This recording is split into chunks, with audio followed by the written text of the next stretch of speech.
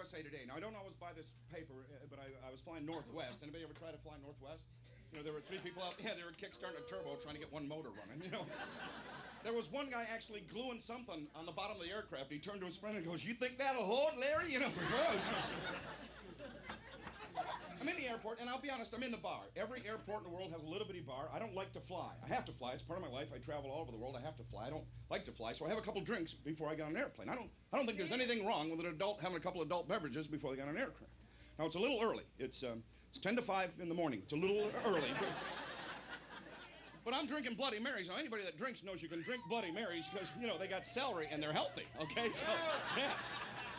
So I had 6 of them, and, well, it wasn't that busy. Me and another guy, me and the pilot were drinking, and, well, now the pilot's not afraid of flying. I don't want you to, you know, he's afraid of crashing. So we're drinking, and, so I had 6 Bloody Marys, and I had taken a Percodan and a Tylenol 4, and,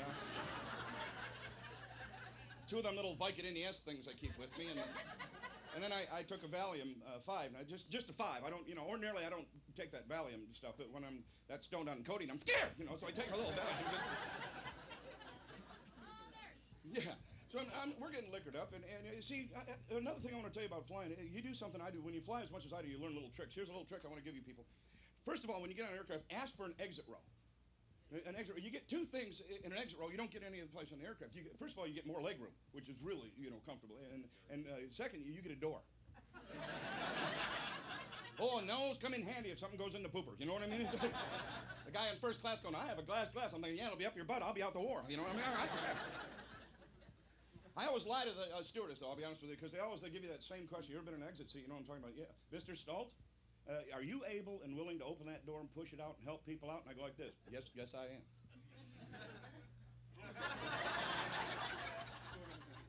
I'll get the door out, get the door open, but I'll be 300 yards away going, "Over here, stupid!" No way.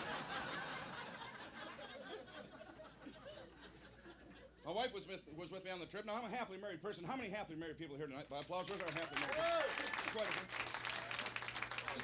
I've been happily married over 20 years, so I want you young people to know you can get married and you can stay happy. Now, there's a lot of drugs and a ton of money involved. I'm not going to lie to you.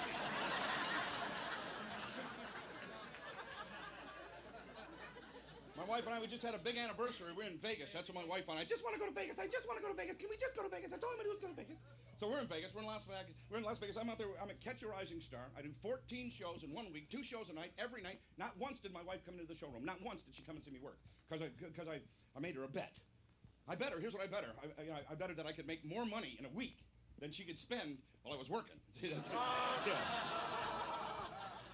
I no longer drink vodka gimlets at 3 o'clock in the morning at 40,000 feet. I'll tell you that. Because, you know, you get bet crazy. You've been to Vegas, you get on that airplane, you start betting stupid things. Hey, I bet I got more nuts than you. I'm thinking I got, 2 in the bag right now. I can count on it. So she ends up with more nuts. We count, she got more nuts, and then we're cutting cards. You're betting some. Hey, I got a queen. You got a king. Okay. And we're betting $100 a hand, double or nothing. I'm down $8,000. Okay. And then I said, I probably got the biggest wang you've ever seen, so I'm down $16,000. And I'm over Cleveland, for God's sakes. I got a long way to go. We're in Vegas. My wife, she's playing those dollar slots, and she's drinking. She likes to drink when she plays slots, and she's drinking those New York tea things. What are those? Long Island iced tea. That's what she had. She had 7 Long Island iced teas. 7. She said she went for a walk. I think she went for a stumble, but I didn't see the tape of it. She goes down the street at 2 o'clock in the morning. She goes down the street. She goes into an Elvis shop. Now, ordinarily, you can't go wrong at an Elvis shop. Okay, I love the King and all that, but she picked up one of them take care of business lightning bolts, and then she picked up 4 of the official Elvis sunglass pair of, which is crap. They were $3 a piece. He didn't wear the damn things, and then she got me an Elvis wig that I have to wear. Anyhow, she picked up some stuff in Vegas. Then she picked up one thing, and I was so angry because it cost almost $500. Now, my wife can spend any amount of money she wants, whatever she wants, but if you pay $500 for something stupid, that made me mad. I mean, plus, well, it was electric. I don't like things that plug in. No, I'm sorry, battery is one thing, but you got something plugged in, that sucker's not going to slow down. I don't care. Unless you're lucky enough to be in California and, it dips once in a while, but other than that, you're in trouble.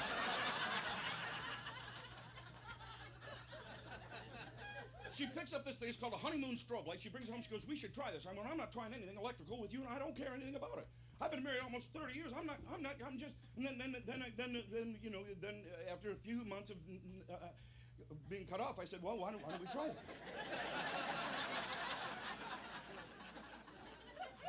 It's called a honeymoon strobe light. You ever seen one of these? It's got a big picture, Elvis, big eagle eyes, big honeymoon strobe light, man. She turns it on late at night, and it flickers on and off real quick, gives her the illusion that I'm moving while we're making love, and she loves it.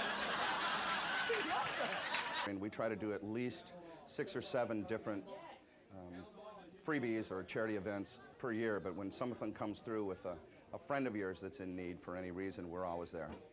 I used to do music. I was doing music back in college, and they had 3 or 4 people in a group, and none of us were really musicians. So somebody would go, take it, and they'd go, no. And so we were doing about 90 songs a night, 13 songs a set, in order to get through the 4 hours in the bar gig. So between songs, I started telling little stories and little things that I thought were humorous, and it got to be 50-50. And then somebody came up and said, why don't you try comedy for real? And I went to Mark Ridley's Comedy Castle in 1981, so I've been doing it for 20 years.